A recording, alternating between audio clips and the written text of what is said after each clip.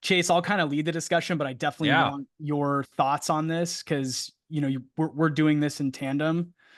But one of the things we hear from people in the community and from people that are listening to the show is, hey, that's cool. You guys seem like you're starting to build somewhat of an online brand. For a while, that's kind of been kitschy and not something that I'm interested in doing. But now I'm starting to see that there's some real value in having an online brand, whether that's a personal brand or Amanda, you mentioned earlier, you might be doing this on behalf of your company as part of your role as kind of like a super rep is how do I start to help my company that I work for get more leads and get more clout online? And then a lot of the detractors in my network will say like, hey, Jesse, it's kind of silly. You're posting all this stuff on LinkedIn. Like what for? What are you even doing this for? And, it just makes you look like you're trying to sell something. And it's like, well, no, I don't want to do that either. Like I am trying to create, content that's thought leadership. But I thought it would be interesting to put together just a quick conversation, couple of slides here, nothing fancy, around sort of how Chase and I are thinking about this and how we've been able to turn, an audience on social media into some dollars. I'm not going to sit here and pretend that we're, about to buy a private island somewhere. We're not, driving Lambos around yet. We're again just normal sellers Won't be with day driving a job. Lambo. I Yeah, won't be driving a Lambo. Chase isn't even going to drive a Lamb. Me neither. I'm more of like Tesla, maybe, yeah, or a maybe. some sort of EV, you Yeah. know. So yeah, how do you start creating a brand if you don't have one, or if maybe you have a small following on a social network? How do you then scale that brand and turn it into something that drives leads for you or drives interest in what you're selling in a way that's not sleazy? It doesn't come across as salesy. So yeah, any questions so far? Again, keeping this interactive, or any thoughts on that? And nobody's going to chime in because they don't want to be on the air.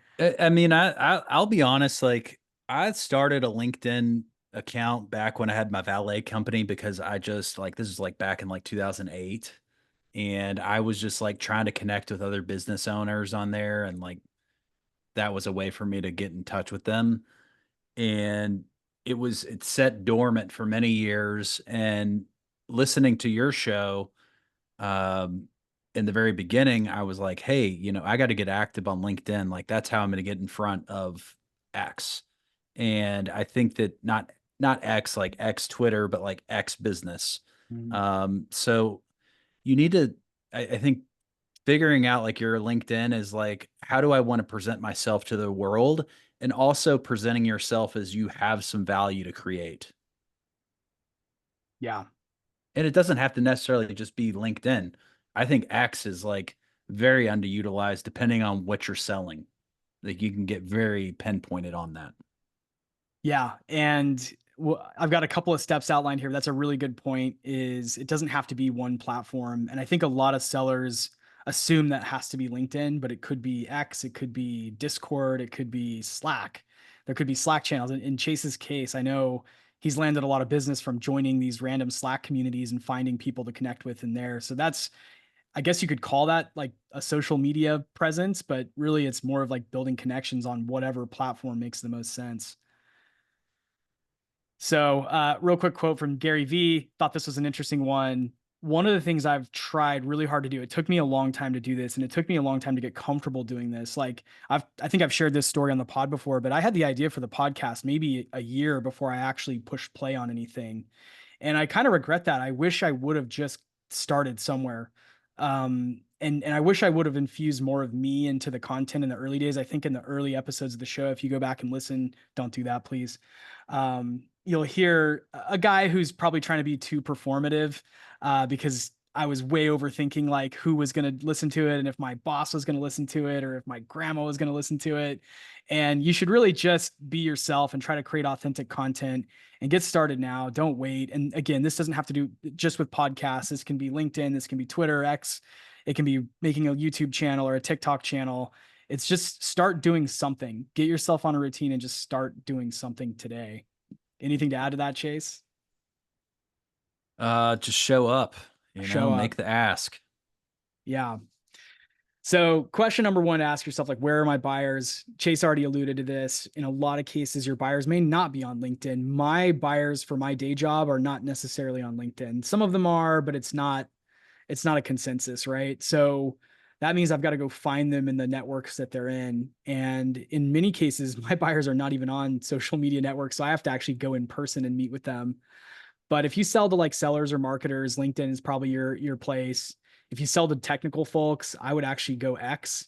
If you sell to agency, entrepreneurs, small businesses, I think X is a huge opportunity, like Chase said, and you can grow really, really quickly there. I'm overlooking a bunch of platforms, but like if young people are your Facebook, demographic, yeah, Facebook's great. Instagram, TikTok. Insta, TikTok, YouTube is great for international. I feel like our show, as we've started putting it on YouTube, has reached more global listeners than it has in the past. So just throwing out some insights that we've learned over time, playing around with different social networks. Do you actually need to post? This is something Scott Leese actually said on an episode. I don't remember if it was the last one we did with him or the one before, but he said, if I were going back, and if you go look up Scott Leese, if you're not familiar with who he is, he's got probably 150 or 200,000 followers on social, and that's across like LinkedIn and X. And he's got a podcast and he hosts an event in Costa Rica. And so the guy has built like a pretty massive B2B brand property for himself. And by the way, I knew him a really long time ago because he cold called me when I first moved to Austin in 2012. He randomly cold called me to introduce himself. So he's been doing this for a really long time. This is not like, he's not a meteoric rise. He's someone who's been at this for a really long time. And he was cold calling just to make a connection because he saw I had moved to Austin and he lived in Austin. At the time, he was a VP of sales at a software company and was just trying to like build his groundswell of like potential people he could hire. And he tried to hire me at one point back in around 2015 or 2016. But now he's got this massive property, this massive brand. And what he said on the show was most people don't even actually need to post, or they don't need to start posting. What they need to start doing, particularly on LinkedIn, is just to start connecting with people or following people and then inviting them to connect back. And you get like 200 of those a week.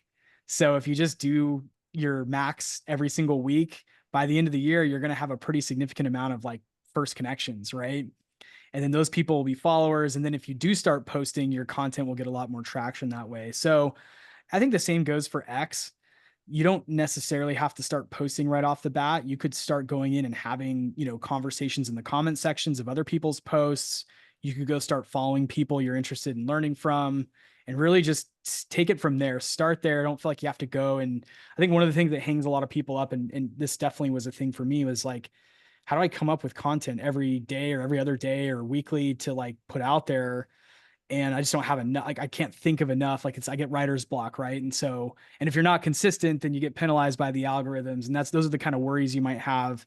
So don't even think about that stuff now. Just start by going and having conversations. I think Chase did this really well too. I've seen like you've joined in on a lot of conversations on LinkedIn or on X or elsewhere versus like worrying too much about posting. But you're posting now though, but you don't have to. I'm pretty horrible at writing. I'm not a great writer.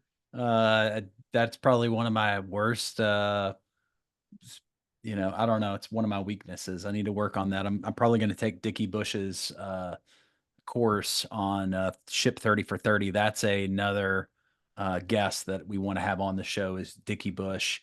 But yeah, I think that going in the comments and like actually having a thoughtful comment is very approachable. Like if somebody so the people that are writing content, they're putting a lot of effort into it. So he was putting so much effort into this podcast.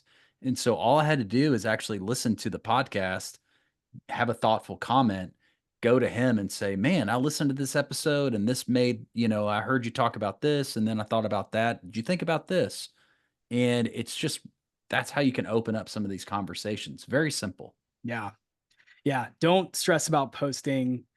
But if you do want to post, there's a bunch of people that talk about this in more depth, like Dickie Bush. Justin Welch is someone whose course I took, which is how to help bottle up some of your knowledge and like topics you're interested in talking about and turn those into something that's formulaic.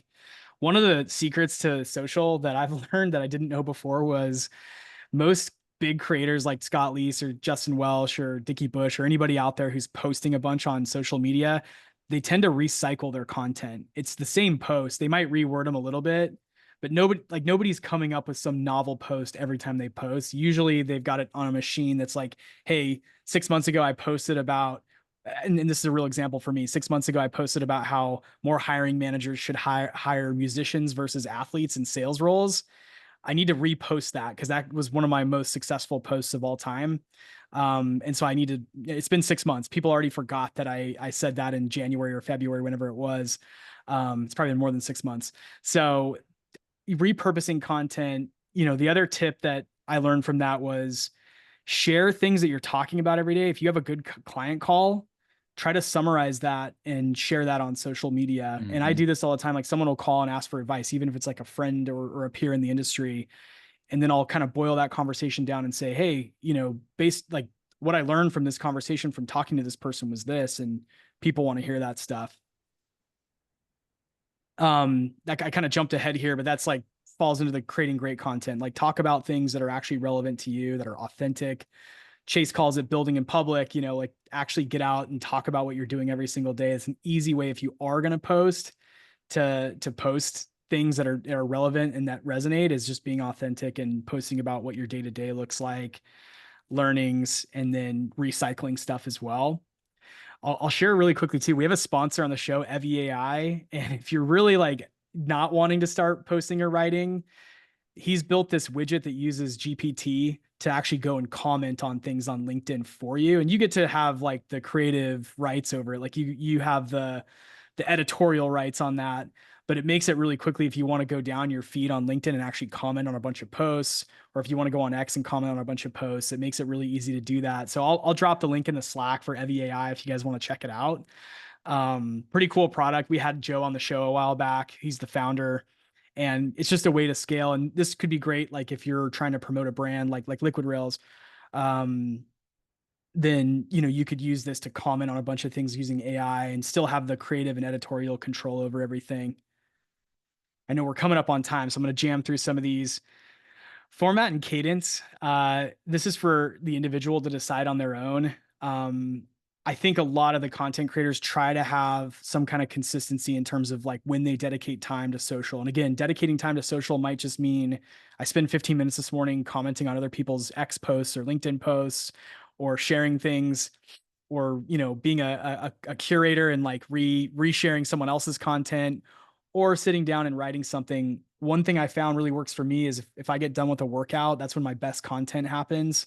So I'll usually go exercise, and then right afterwards, I've kind of made it a routine to post, because I'm usually like the most clear-headed right after a workout. It's seriously the best. I'm most creative when that happens. So find whatever that thing is for you. Maybe it's working out. Maybe it's right after you had that first coffee.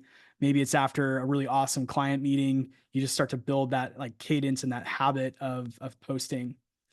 Format just means, are you a decent writer? Are you better on video? Maybe TikTok's your platform. I started with podcasting because I like to talk. I didn't necessarily like having my face on camera, and I wasn't quite confident in my writing when I started. I'm getting better at that, but I thought like I could talk for hours about things without my face showing. Podcasting is the perfect medium for me to start putting content out to promote something. So just be thoughtful about that. And yeah, Chase, anything to add? It's all good, man. You got to just try one thing. Just get out there and just get dirty, you know? Yeah. So next thing is turning impressions into conversions. This is when you're playing the long game. A lot of people think impressions are like a bullshit vanity metric, and they probably are. I, do look at my impressions more just because I'm curious, like how far my content's going, but I'm not like tied to that as a like end all be all KPI. Honestly, the KPI that I think Chase and I care about most is like ultimately cash coming back into sales players in some form or fashion. Chase hinted at affiliate programs, or he didn't hint, you talked about affiliate programs earlier. And this is something we should probably do another lecture on, and possibly a course on, because it's a really cool way to promote things and use your audience to actually sell other people's software and get commissioned on it. In some cases you get a better commission selling someone's third-party affiliate software than you would if you actually worked for that company as a rep. So it's this huge like unknown thing where you can make some side money as long as it's, permitted within like your work agreement and things like that with your employer. And yeah, we should definitely talk more about this, but that's one way you can monetize, an audience. In 2022, I put my coaching offer out there, and that was because I had so many people reaching out on LinkedIn saying, "Hey, I listened to your show. You talked about this on an episode. Can I get 30 minutes with you to pick your brain?" And at first I was like, "Yeah, sure, let's do it." And then my calendar just started filling up with like pick your brain calls. And I still have a day job. I have a family. I have a bunch of other stuff going on. And so I was like, I've got to find a way to kind of put a paywall in front of this. And so I just used Calendly and put a, paywall and said, hey, if you want to pick my brain, that's fine. I do charge for that, just to justify the time. And this is how I support the podcast. So finding ways to kind of structure that sort of thing is very easy to do with the tools that are available out there. Anything to add, Mr. Chase? Nope. And so this is another important aspect is like, we really, the way we think about our listeners and our Slack community and our email subscribers and things like that is not just as like, we're building a list or we're trying to build some numbers so we can go sell more advertising. We do sell advertising because we do that to power the show, but we really are trying to build meaningful connections with all of our listeners and building a community and a movement. And so also think about that when you're going and creating content is like, how can you start to build a movement around what you're talking about? And again, that can be for yourself and your own brand. If you're wanting to get more leads for your company, you can also just think about how do you rally your ICP into some kind of group and then make that into a community versus just an audience. There's a big difference between audience and community. And we're community first. We really care about the people that are behind the numbers. The numbers come second. And believe it or not, that's actually been our pitch to advertisers is, you probably care about CPMs and conversions and all these numbers. We aren't necessarily focused on that. We're focused on building a movement and meaningful connections with our audience. And so if that's a problem, then maybe we're not a good sponsorship partner, right? So yeah, be thinking about that and, really try to connect and give time, pay it forward with people that are following you and that reach out. And then I think this is the last one, like how to scale. And this is a big question and one that I could probably talk about for like another half hour. I won't, but you have to get the fundamentals down first. You have to get your cadence and your routine down. You have to start to think about what content is most valuable for people you're listening to, who you're trying to reach, what platform you're trying to reach them on. And I think once you've started to define those things, you can start to create and again, creating in the early days might just be commenting on other people's things or sharing other people's content. But then once it's your own content, you can really start to systematize it, repurpose it. You start to get, new ideas for things, but just, build yourself a routine where when you're the most creative, that's when you're going to go and create the content that you're going to post on social. So I think that's it. Q&A here. I know we're like right at time. And Chase, obviously, if you have anything else to add, but we're here as a resource to help on this stuff too. I always try to think whenever I'm posting, like how am I creating value for somebody? And if I'm in a meeting with somebody, even if it's a job, like, how are you going to create value for that person? If you didn't get the job, it's like, hey, well, here's a prospecting list I just built for you, and these are the people that I would go after.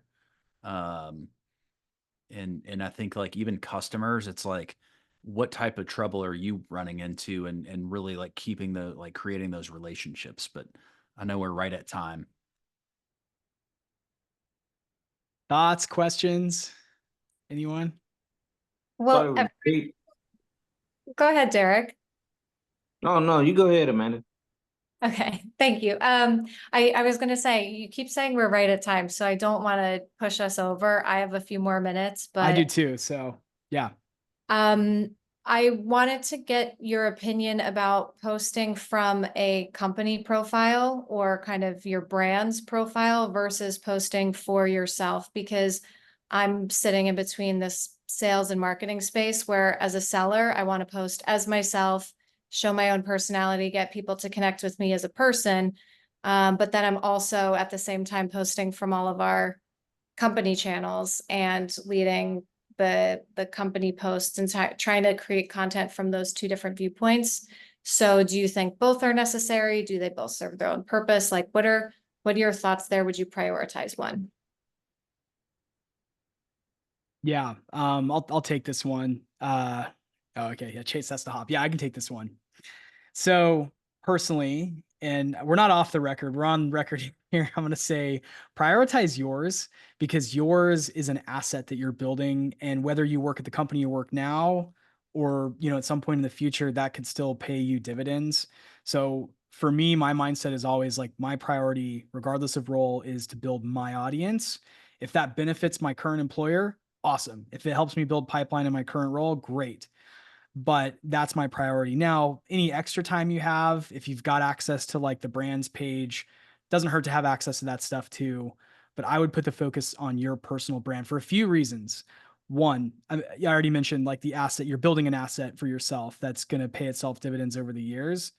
And, regardless of what you choose to do, whether you're working for a company or you start your own company, like that network's going to continue to pay you, or be an audience for you. Right. So that's one reason.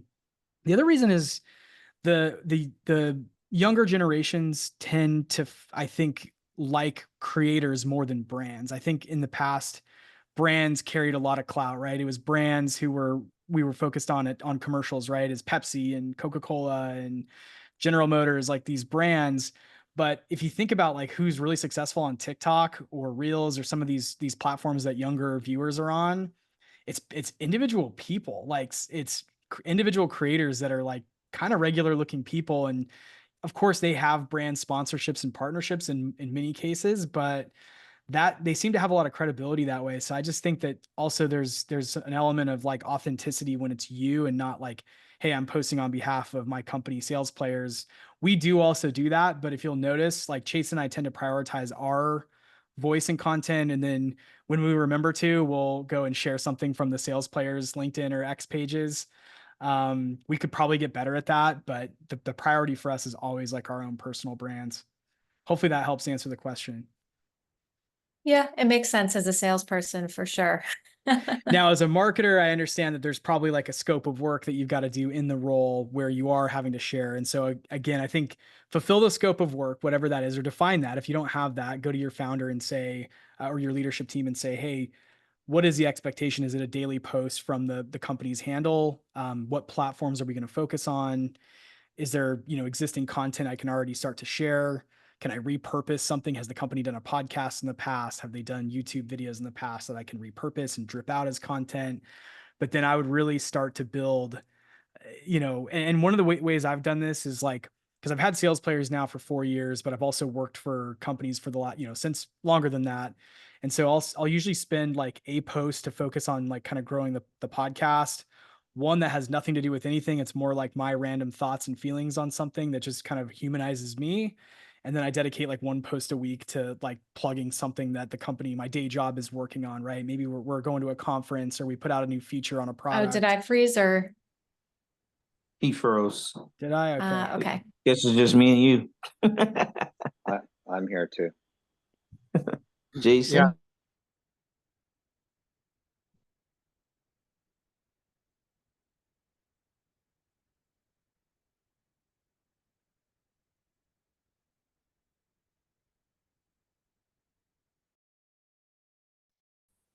But I think it's working out for the situation that I'm in. I'm trying to build our own for Liquid Rails. We're trying to gain followers, but I have like a couple thousand LinkedIn followers myself. So I just kind of cross promote. Yeah, I've been trying to figure out the right optimization. Like, do you have the company post and then you share it, or do you post and the company shares it, or, who's commenting on what? I have access to my company pages, so I'm liking their posts and I'm making them like all my posts, but I'm still Definitely trying do to, that. Yeah. yeah, trying to break into the LinkedIn algorithm a little bit. Yeah, and I always, if we sign a client or if I want to share something with somebody, I'll always add them because then it puts it on their feed, and LinkedIn's awesome like that. It's we've gotten so many inbounds just from, hey, I saw that you're working with such and such client or brand. We'd love to talk to you. So that LinkedIn's been great. We don't do really anything on Twitter or Instagram. I want to, I just don't have time. Yeah, I don't know how much y'all heard. Sorry, I dropped off there. My Wi-Fi just crashed, but Yeah, I'm trying to remember where we left off, but yeah, check out X, and it's kind of tough to break in, but you can grow really quickly on there. And then video is obviously like a really big opportunity for anyone who's courageous enough to take on video. That's been a hard one for me. We're trying, but yeah, it's not easy. Yeah. Hey Jesse, hey, I'm sorry, Amanda. Keep interrupting. I'm very sorry. Um, for X, is there any recommended groups that you would advise people to join in regards to trying to build up, kind of that identity in that space? Because X is something I'm familiar with, but I haven't devoted a lot of time to it, so I'm not sure how to, where I should be at as far as people to connect with and stuff. I would just go maybe follow some of the same people you follow on LinkedIn to start. And then, yeah, open it up and just kind of scroll for a while. I should post in the Slack. There's a couple people I really like to follow on there. One of them is a guy named Daniel Vassallo, I think, and he left his like really awesome, lucrative engineering job at Amazon, and he just creates content now. And apparently, he's like now matched his income from being an Amazon engineer, and so he grew a bunch on Twitter, and that's or X, whatever you want to call it. So it's more like following interesting people on there than joining a group. There's not as much like grouping. They do like these live podcasts, which is kind of interesting. Chase and I have talked about like, what if we did that kind of like in this format, but on a public forum. I'm a little hesitant, but yeah, there's not so much grouping there as much as just like go and follow some people you're interested in following. And then, start to think about how you could maybe write, if you wanted to, short form content. I guess like Derek, if I was in your spot, and this is what I did with X a few years ago, was I was selling to DevOps, and I knew that a lot of DevOps and CTO thought leaders are on X. And so I would just go follow my prospects on there. And then I got kind of lumped into this like sort of technorati ecosystem. And it was actually really interesting because I was able to stay up on a lot of the like CTO trends, which helped me sell better to that demographic. So maybe just start there, like go look at who your prospects are and see if they happen to have an X handle, follow them, and then, kind of go from there. Meta threads, Yeah. As a former Meta employee, they're fine. I think, it's a little harder to grow unless you spend money there is my assessment of like my time at Meta and interacting with Meta is like, and Instagram's fine, but I don't think business content is not as powerful on there. Threads is interesting, but I think more business people are on X and LinkedIn than anywhere else. And Derek, hopefully that answers your question, by the way. Yeah, it does. Thank you. I appreciate that. I guess that's something that'll be my weekend to do right there, is just kind of scroll and mess around on it. And I did. I think you dropped, but I used Evie AI, and my impressions on LinkedIn went up like crazy. oh, cool. I didn't know you picked it up. That's awesome. Yeah, I picked it up, using it both, for company and obviously for myself as well. But yeah, impressions went up like crazy, and that's awesome. Yeah, that's cool to hear. It's, look, it does pay dividends. I think this is the other, like, if I could close off my presentation, is like, it feels for so many years, it felt like I was just treading water with posting and stuff, but it really does start to pay off. It takes so long to build a digital audience. And even now, my numbers are not even, like I'm nobody compared to Gary V or, someone who's got a huge audience. Like my numbers are pretty small, but I don't think you need too many numbers to generate pipeline, for your product or for your company. And, start to think about some other ways to monetize that brand. And again, we'll have to do another full affiliate sales conversation, because every seller should have some affiliates that they promote behind the scenes. And then I think every seller at some point could have a coaching program that they put out there and say, hey, I'm really good at this. If you want to learn how to do this better, here's my hourly rate, right? So those are a couple ways that you can kind of capture some of that audience and turn them into dollars. You can do so much more than just getting sponsors or partners. But that's the other crazy thing, is this year, for the first time, I had someone reach out and say, we want to do a brand sponsorship with you, not the sales players, but with myself, and just from my LinkedIn posting. And honestly, I was so resistant for the longest time. I was like, I don't have the time. I don't have the like energy to post on LinkedIn often. I'm still kind of haphazard at it, honestly, but it does pay. It starts to pay dividends if you just get consistent with it. And if the content's really good and good is genuine stuff that you're working on that people will find interesting or helpful. And yeah, so good luck with everyone. And yeah, any other questions or anything else I can help with or suggestions I can make? Thanks, Jesse. Yeah, thank you guys for joining. We will definitely do this again next month, and someday we're going to do this in person somewhere cool, maybe Costa Rica or something. But stay tuned for that. Awesome. Thank Thank you. you. Everybody have a great day. Thank See you. y'all. Thanks.